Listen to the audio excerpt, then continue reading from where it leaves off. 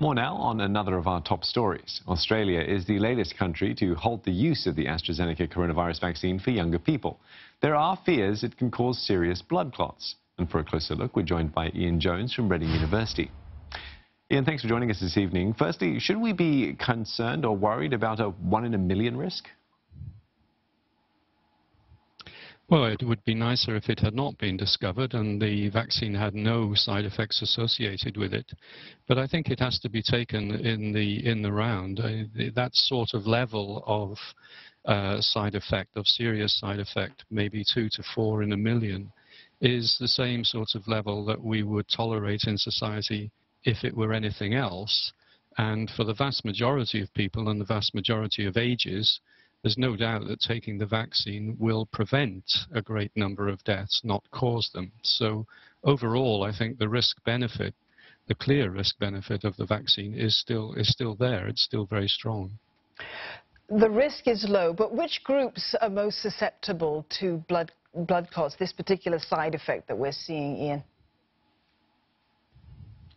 So the number of cases that have been reported, around about 80 now, from 30+ million vaccinated in the UK and Europe, range from 18 to 80. It's a wide range of ages. However, it appears to be slightly higher in the lower age groups, below the age of 30, and possibly with a slight preference for females over males. That's not entirely proven yet because in the vaccine trials so far, more women than men have taken the vaccine, and so that has to be compensated for. But at the moment, that would appear to be the differential, that younger women are slightly more at risk than men, and certainly of older people. Experts in Hong Kong are pushing for second-generation vaccines instead. How is that different from AstraZeneca's shot? Well, to be very honest with you, we don't know that it is just yet, because as you covered in your news item a little earlier, the AstraZeneca vaccine is the one that is most widely used and destined, if there are no halts, to be used by up to a quarter of the entire population of the world. So it is the most distributed, and if there is any issue there, we will see it first for this vaccine. I would suggest that it's probably going to be the same for any other adenovirus-based vaccine, so that's the Sputnik vaccine and the J&J vaccine, but we do not know whether or not it will be the same for the RNA vaccines. They operate by a different mechanism, and it's not yet clear whether it is the anti-S, the protective antibodies, or antibodies against the adenovirus that are triggering this adverse event.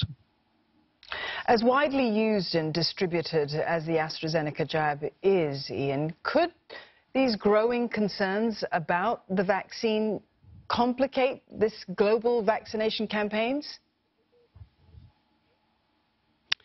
Yes, I think the short answer is a very clear yes. The apprehension clearly runs ahead of the actual level of risk. Everybody knows the analogy of you shout shark and everybody jumps out of the water, even if you're in a part of the world that doesn't have any sharks.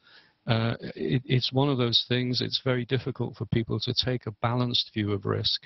But if you do that and make the so-called risk-benefit analysis, it is very clear that the vaccine is going to protect far more people than it is ever going to give a risk to, and on that basis, it should be continued to be used. But sure, I think this apprehension will cause some concern. Thank you for your thoughts this evening. Ian Jones from Reading University.